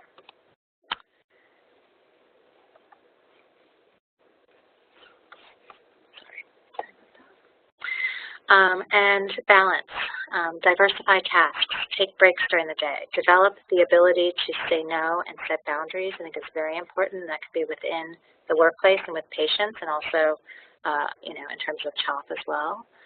Engage in activities that you love outside of work, whatever they happen to be. And again, you can, complete the self-care assessment tool to help you recognize activities that you're doing and give you new ideas. You can download the app that Laura presented. Eating healthy, getting exercise, and sleeping well. And again, I think these are things that seem obvious, but this can be really hard to do if you are suffering with either secondary traumatic stress or burnout or compassion fatigue. So it's also important to not beat ourselves up if we're not doing those things. And connection. Again, I think we talk over and over about the importance of connection and the importance of support. So take an inventory of your social support system. Make sure you know who those people are, your friends, your family, your coworkers who you can reach out to in times that you need. And also connect with them regularly outside of work. Connect inward as well. So you can do this through mindfulness, yoga, meditation, spiritually. All equally important. And then disconnect, the importance of disconnection when you're not at work, when you're on vacation, if at all possible, try to disconnect. It's important to do. I want to highlight and spend a little more time on some specific self-care strategies that you might find helpful. So these are taking a time out, mindfulness, social support, and self-compassion. So in terms of taking a time out, again, this is from the What About You workbook for those who help others. And I think what I like about this is it provides examples of ways that you can practice self-care throughout your day. So it doesn't necessarily have to be something in small amounts of time. It doesn't have to be something that takes a lot of time. I think our perception of time or our lack of time can be a real barrier to practicing self-care. So trying to think of it in terms of things that you can do in 2 minutes or 5 minutes can be really helpful in overcoming that barrier.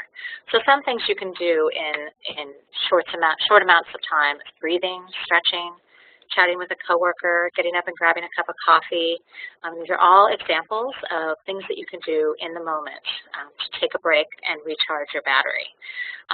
In addition, what are things that you can do in 10 minutes or 30 minutes? Are there ways that you can use your lunch break to really kind of, again, recharge before you go back to work?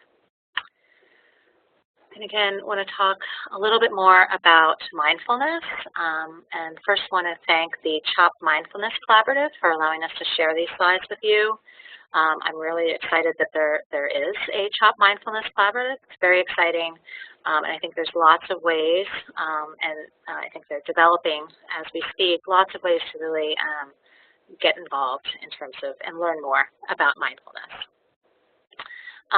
So I think this picture really says it all. Is your mind full or are you mindful?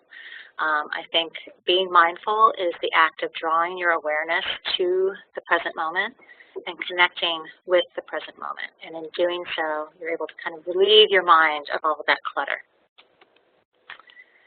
Mindfulness helps us to better cope with stress, better listen and communicate, tune into life's smaller pleasures, increase our focus and awareness of our physical and mental health needs. And this slide shows kind of the process of actually practicing mindfulness. And I think it's a nice slide because it really is, it's not necessarily easy to practice this, but it's not a complex idea or concept. Again, it's about bringing your attention to a mindfulness anchor, and they're listed there in the green circle. An example is breath or sound or music. Naturally, your attention is going to wander from that anchor. Take notice of that and bring your attention back to the anchor. And that is mindfulness. Again, I think it's harder to practice than it looks, but it's a simple, not complex process. There are many benefits to mindfulness. There's a lot of research that has been done showing the benefits of physical and mental health, cognitive performance, behavior change. I wanted to focus specifically on the impact on reducing stress. In all of this mindfulness research and literature, reduced stress is the most frequent and reproducible finding of studies on mindfulness. So, again, I think important to realize how impactful mindfulness can be. And this is a slide on a study that was done on the impact of a mindfulness program that's similar to the PEN program mindfulness program that they're going to be offering, the 8-week session. And this was a study of the impact of an 8-week mindfulness program. It involved 36 nurses completing this program and then following up 4 months post-program. And so what they found was overall a reduced level of perceived stress 4 months post-intervention, as well as a reduction in personal and work-related burnout. So again, some promising results of this mindfulness program.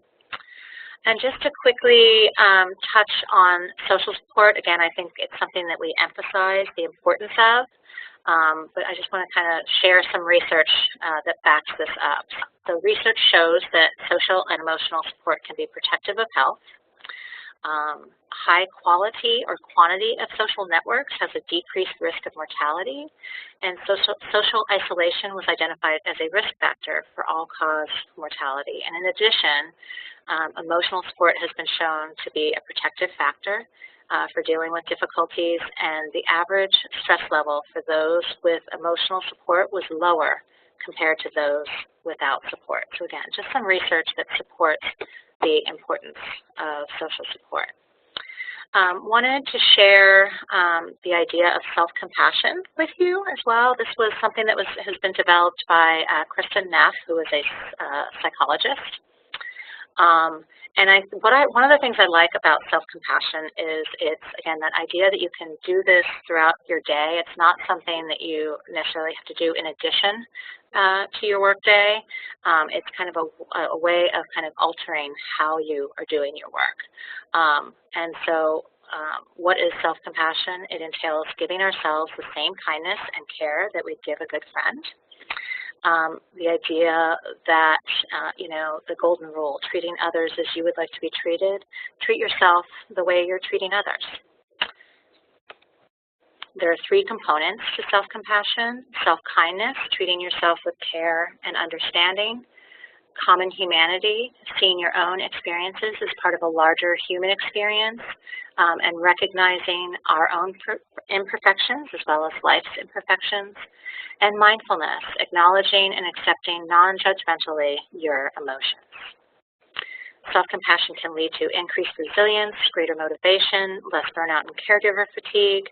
and greater satisfaction with the caregiver role. So again, wanted to share that. You can find more information about this online. We'll again include a link to some of this material in the resource section, but something I think that is interesting and again, something we can incorporate in our daily routine.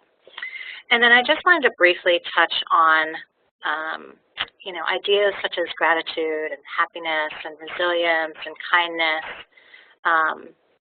I think these are all things that we think of as something you either are or you aren't. You're either a kind person or you're not a kind person, more as a personality trait. And I think there's evidence that's really showing that that's not the case, that if we work on these things, we can really develop these skills. So I wanted to quote Rick Hansen, who is a neuropsychologist and author of Hardwiring Happiness. The longer the neurons or brain cells fire, the more of them that fire, and the more intensely they fire, the more they're going to wire that inner strength, that happiness, gratitude, feeling confident, feeling successful, feeling loved and lovable. So again, the idea that you can really develop these skills, and it's not necessarily something you have or you don't have. And again, there is a lot of information coming out on keeping gratitude journals, for example, and how effective those can be in really improving your emotional health. So now we're going to move into the resource section. So I just want to share quickly some resources in addition to some of the things that we've referenced throughout this training, this webinar. These apps are really, these were provided by the Top Mindfulness Collaborative and really about kind of meditation and calming apps that you might find helpful. There's also the Healthcare Toolbox website. This, again, is the website of the Center for Pediatric Traumatic Stress, and they developed the self-care model that we discussed, but there's also all sorts of self-care resources there, resources on trauma-informed care, tips and tip sheets and workbooks that you can share with your patients as well, and then also free online CEs as well for nurses, so something to look into if you're interested. ACEs connection, and even more specifically, the Practicing Resilience for Self-Care and Healing community within the ACEs connection. Again, I think, if you're really looking for ways to improve your emotional health and get ideas about self-care and healing, that's a great resource. Highly recommend. And then, as promised, the link to the What About You, a workbook for those who work with others. Again, I highly recommend it as a wonderful resource to explore how you're doing in terms of self-care. Thanks. I would just want to remind everyone, or want to reiterate that we're going to send links to all those resources with an email at the end of the session. So if you happen to miss writing them down or finding them by Googling them, don't worry, you'll get the links to them. So this is the time for you to type your questions if you've got questions on that last section or really about any of our presenters. We're going to take some time now to have some discussion based on your questions and some discussion amongst ourselves. One question or one comment that we had was about the upkeep of the wellness relaxation room. So we don't have any control over the wellness and relaxation room, but I would encourage you, if you have concerns about any of these resources that are there for us as top employees, to certainly reach out and say something so that they can all be in the best shape possible. One of the things that I wanted to follow up about maybe we can have everyone come closer so we can talk about the whole group.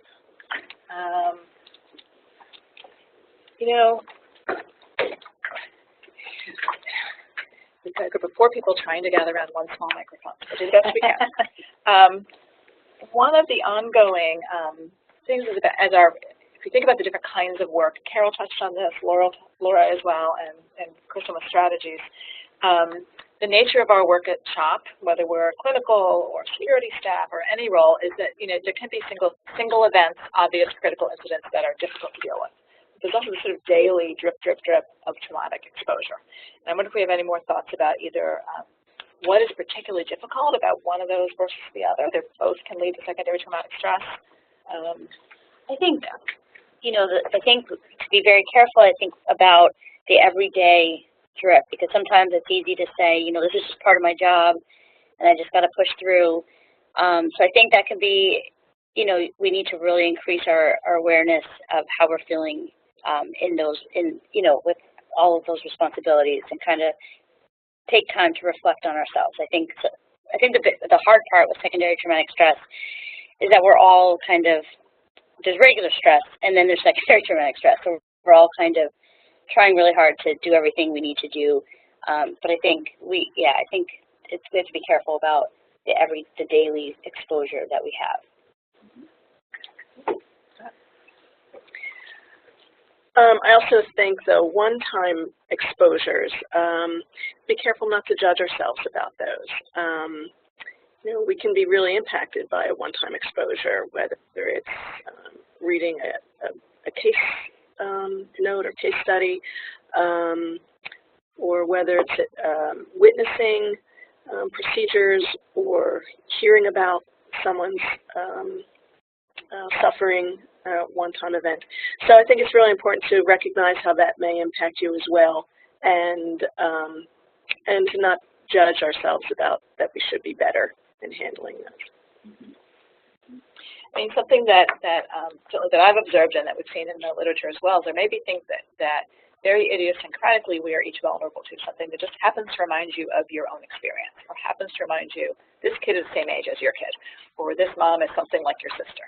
So being aware of what those particular triggers are can be a useful thing for yourself and for a team. And it might be, Laura, you mentioned earlier that two people could experience the very same event and have quite different responses, and that can be a piece of it. We all should bring our own vulnerabilities to the job as well, and that's part of what makes us good at taking care of people. We may come back. So we have a question from the participants about people in roles like medical students, and I think there's probably a lot of others, where they have very little control over scheduling or tasks. And it's challenging to find opportunities for self-care given some of those restrictions on how they control their schedule or their workload. Do you have thoughts? Anyone here have thoughts about that? How do you find those ways to do self-care when you don't have a lot of control over your work role? I don't know if this is really an answer, but I do think, you know, for an organization like CHOP, we really need to build it into the organizational structure, to the training program, to make sure that there is time to reflect and to practice self-care. And I think, you know, I've heard anecdotally stories from CHOP of efforts to kind of build in some of this into employee orientation, and interviews with potential, you know, new employees or medical students. You know, again, talk of trying to implement some of this into the education itself of medical students. So I think there's movement in that regard, but I think we have a little ways to go, for sure. Yeah, I mean, one of the strategies on one of Kristen's slides was about saying no. And I realized that also, besides control over schedule, there may be varying degrees of control over what one can or feels one can say no to. I don't know if anyone has thoughts about that, because it may be in the moment that it's impossible to say no in a very high census period, for example, the certain tasks that need to happen. So how do we balance the sort of the needs of the work and the needs of self-care? And I've stunned them into speechless. We can recognize that as a challenge in certain situations. Yeah. Another question that we have from participants is what it takes to be, how an organization gets designated as a trauma-informed organization, what's required to maintain that later. I don't know of any official, actually, designation as a trauma-informed organization. I think there are organizations like CHOP that have made that commitment to try to be a trauma-informed organization. We can speak that not just for healthcare, but for other service systems and other systems that serve kids. The National Child Traumatic Stress Network, for example, is trying to lay out what it means to be a trauma-informed organization, be that a juvenile court or be that a pediatric healthcare system. And of course, it needs to look a little different in each of those systems. One of the things that the DPI Trauma-Informed Training Initiative is trying to do is to have the different components of that available and to work with units or teams who would like to be trauma-informed. Do you want to say something about sanctuary? Yeah, I think in some of the other behavioral health community providers, there's also the sanctuary model, which really works with organizations to become trauma-informed. And so that's another resource that people, want more training in sanctuary model. Oh, sorry, the sanctuary model.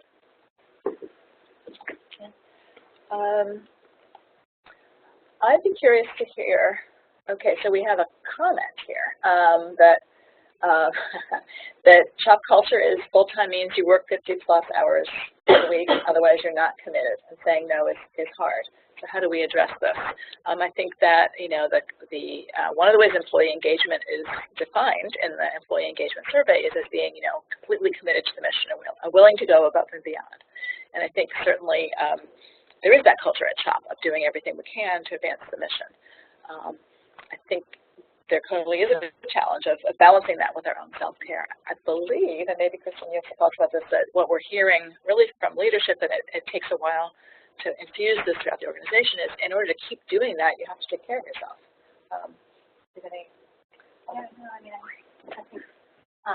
I think Nancy's right. I think, hearing support for some of these things from the leadership of the organization is really important, but I think we also need to kind of change our own workplace and our own department. I think they are so unique, and so that might be said in one department. I think another department might say something else. I think it depends on your job role as well.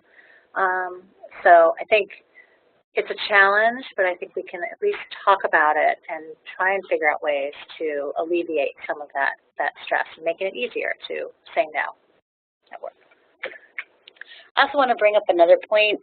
I think it's difficult because we're, CHOP's so big and we all do such different work from each other that some of these interventions really do have to be team-based.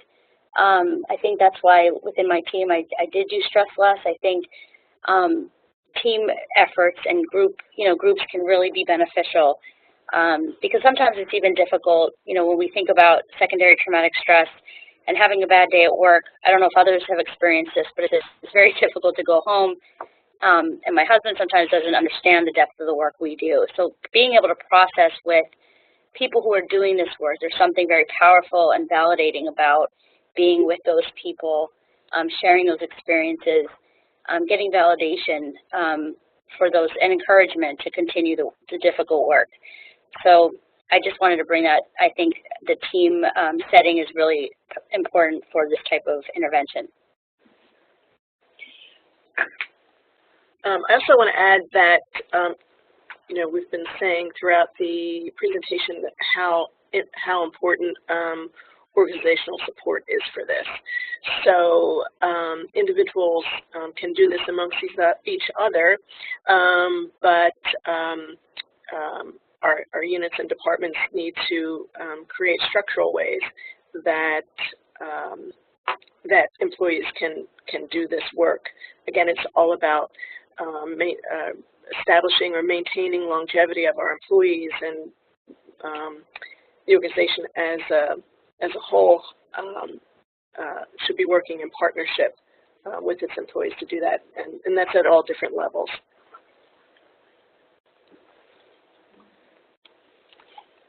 Yeah,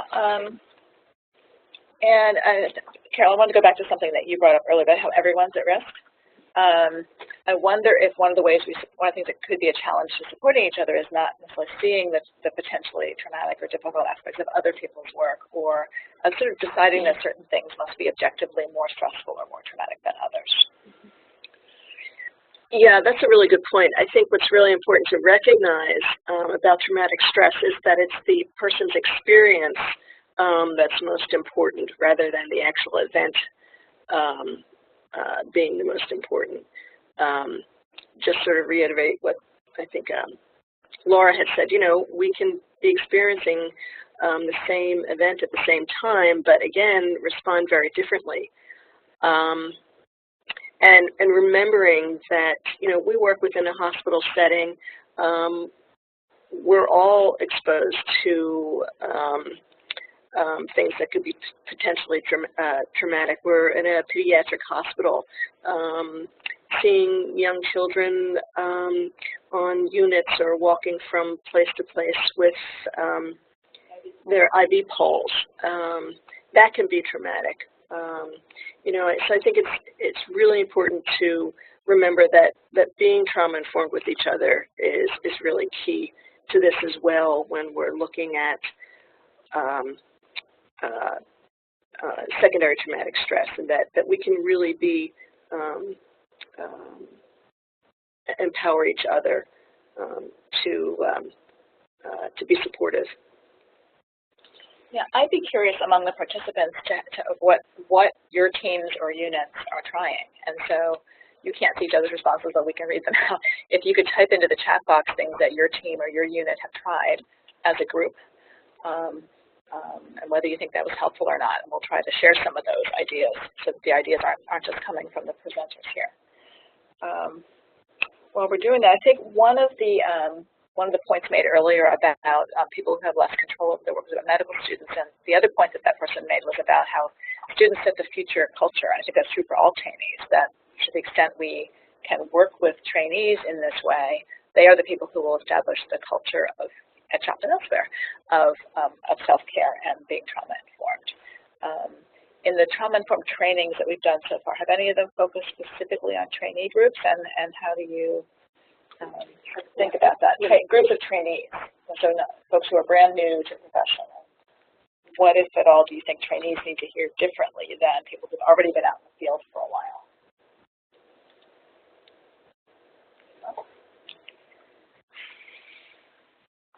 Yeah, I think the concept of trauma-informed care, if they haven't worked in a healthcare or a mental health setting, can be new. I think some people are working in trauma-informed ways but are not recognizing that in terms of don't have the language or the framework to understand that. And I do think like I said, I think just understanding that what trauma-informed care is and how to do that within the setting is really important.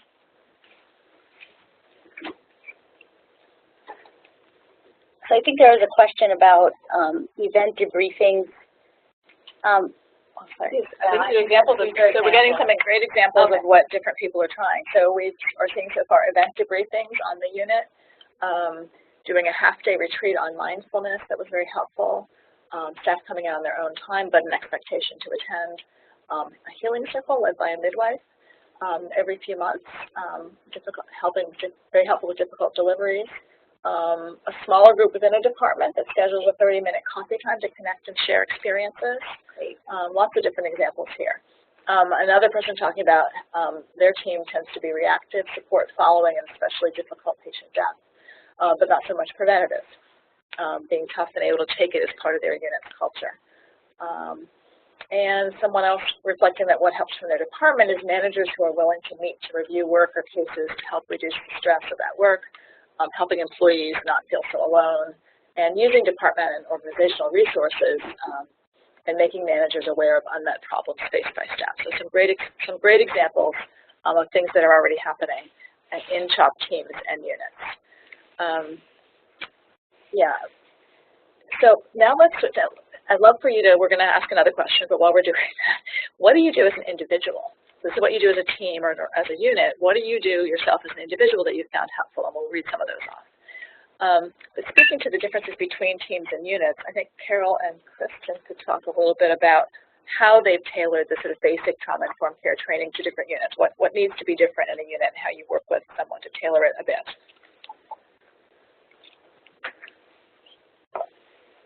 Well, we've worked with lots of different teams and units throughout the hospital. I think the presentation is applicable to both clinical and non-clinical teams, but there may be some when we work out the basic presentation. We do like to talk with folks about what their needs are. The research piece may not be as relevant to some teams as others. We'll find the research that's relevant to your population.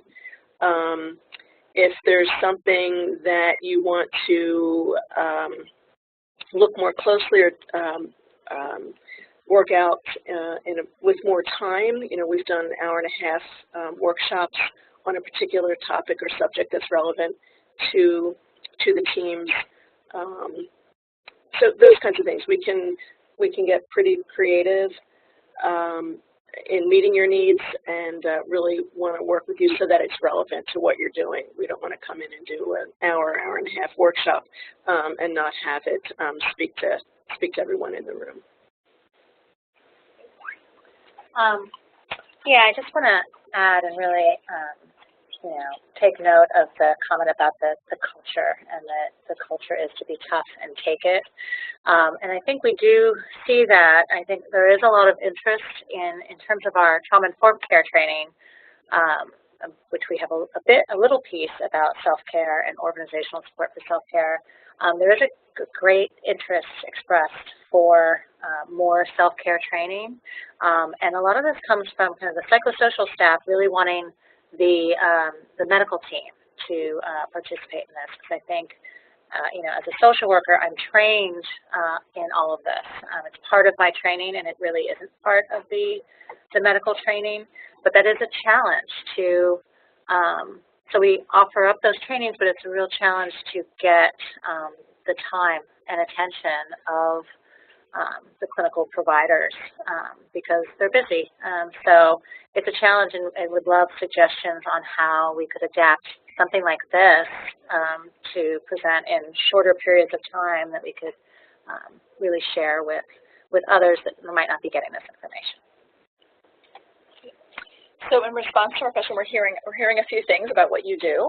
People have mentioned exercise, taking a short break away from the unit when able, using group or peer supervision on difficult clinical cases, Reiki and other massage technique, getting a massage is a helpful technique.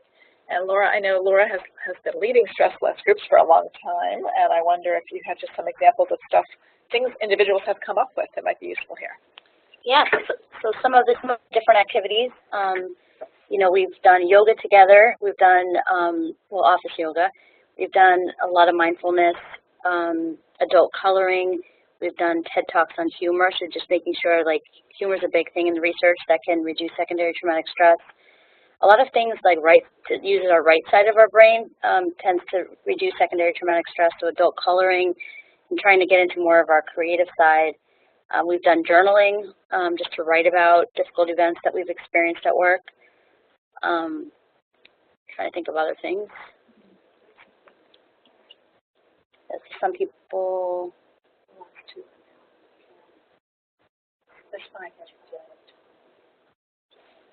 Yeah, so people are mentioning finding spots within CHOP that are just beautiful and restful. One specific idea is the Wanamaker building has a beautiful atrium that can be a great escape. I think there's places like that in not all of our buildings, most of our buildings. So finding a physical place that's restful and relaxing. And an important point from one of our participants that it can be easy to say that we don't have the time or flexibility to say no or take care of ourselves, but and avoid self-care that way. But I may just read this, because it's a very nice statement. I've since found that being proactive and sometimes pushy about the flexibility I have to take breaks in between home visits or to work from home on days I feel I need to recharge has really helped me carve out that time to process what's going on. That may not be directly possible for many clinicians, but there's always a way to push back and find that 1 minute for yourself.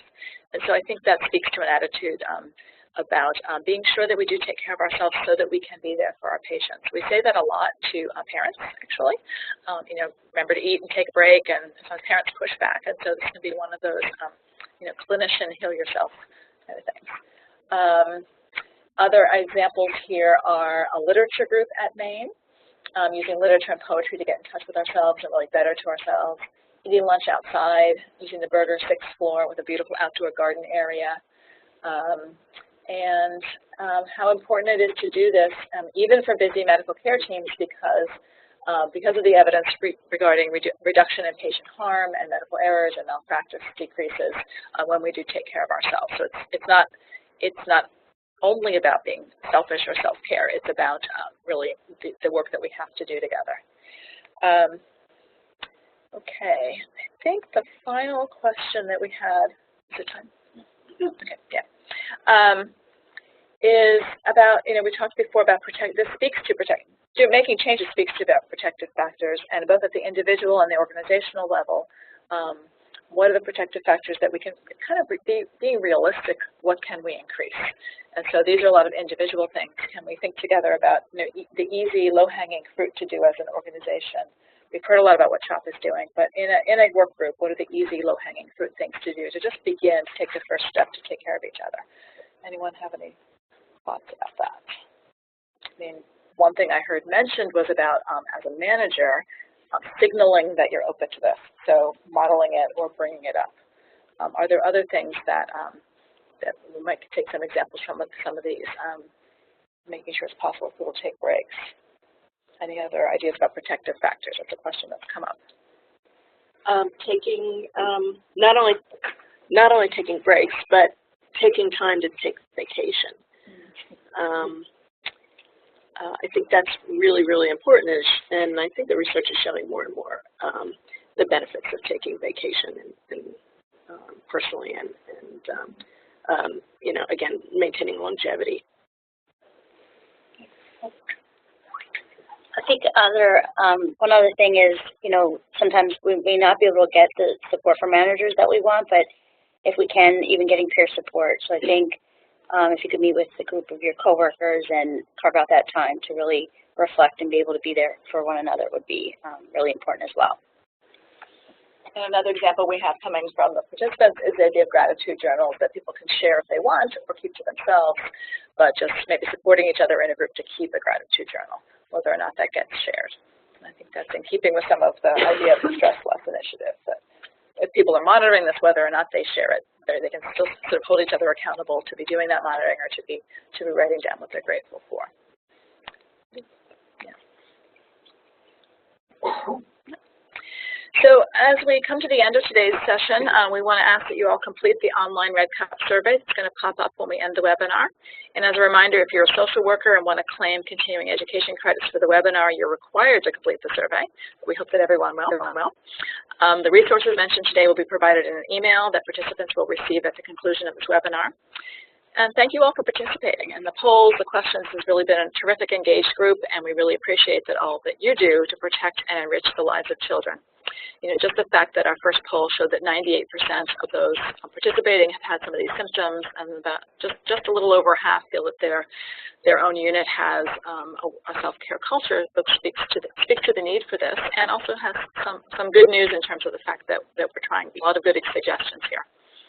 We hope this webinar was useful and actionable for you, and I very much want to thank our presenters, Carol, Kristen, and Laura. So please remember to take the time to complete the survey that will pop up when we end the webinar. Your feedback really helps us to make future webinars as useful as possible. Thanks, and goodbye.